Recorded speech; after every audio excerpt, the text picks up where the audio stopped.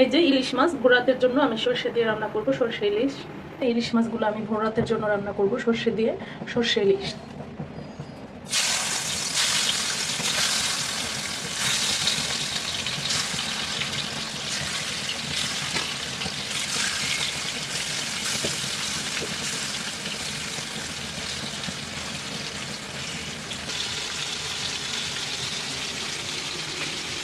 যে বাইরে রাত হয়ে গেছে, আমি রাত্রে রান্না করতেছি ইলিশ মাছ দিয়ে সর্ষে দিয়ে সর্ষে ইলিশ রান্না করবো, এটা ভোর রাতের জন্য।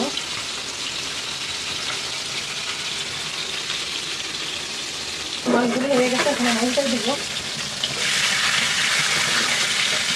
সর্ষে ইলিশ অনেকে ভেজে খান না, মানে ভেজে রান্না করেন না। আমি একটু হালকা ভেজে নেই, কারণ আমাদের বাসায় ভাজা ছাড়া মাছ কেউ পছন্দ করে না, আর আমি তো করি না। মানে কাঁচা মাছের যে একটা ফ্লেভার, সেটা আমাদের কাছে ভালো লাগে না।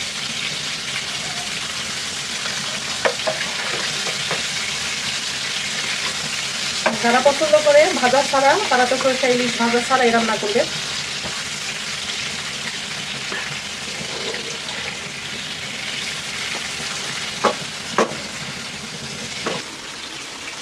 মাছগুলি ভাজা হয়ে গেছে, এখন আমি নামাই ফেলবো।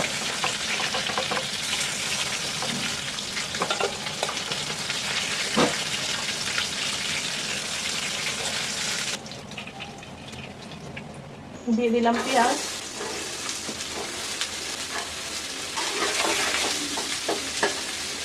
পেঁয়াজটা ভাজা ভাজা হয়ে গেছে। দিয়ে দিব আমি অল্প একটু রসুন, দিয়ে দিলাম মরিচের ফাঁকি। মরিচের ফাঁকি আমি অল্পই দিলাম, কারণ আমি কাঁচা মরিচটা একটু বেশি দিব। দিয়ে দিলাম হলুদ, দিয়ে দিলাম ধনিয়ার ফাঁকি। ইলিশ মাছে আমি কখনোই আদা জিরা এগুলো ব্যবহার করি না, আমি অনেক বেশি পেঁয়াজ ইউজ করি। পেঁয়াজ, তেল দিয়ে দিব অল্প একটু পানি মশলাটা কষানোর জন্য।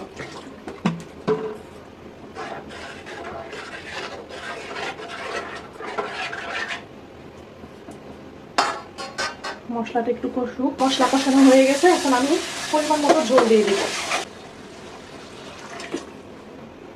এই যে সরষে বাটা, এই সরিষাটা এখন আমি দিয়ে দিব।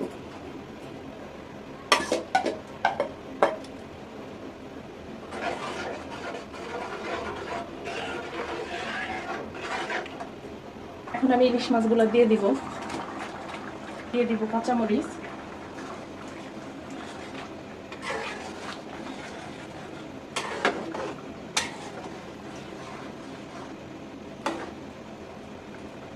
এই যে ইলিশ মাছটা হয়ে গেছে, সরষে ইলিশ রান্না কমপ্লিট।